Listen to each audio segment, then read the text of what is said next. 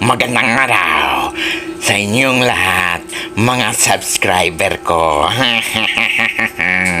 Alam nyo ba kung paano mag-request ng panakot sa bata?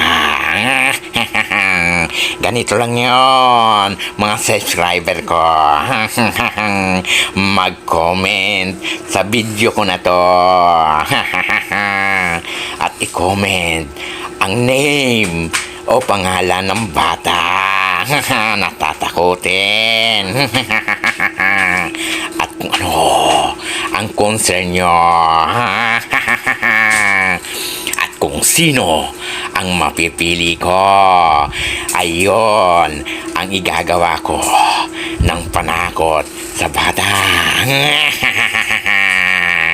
Kaya naman, dalihan nyo, mag-comment na kayo at mag-request para matakot na natin ang mga anak nyo, mga adik sa cellphone. Bye-bye. Paalam. See you.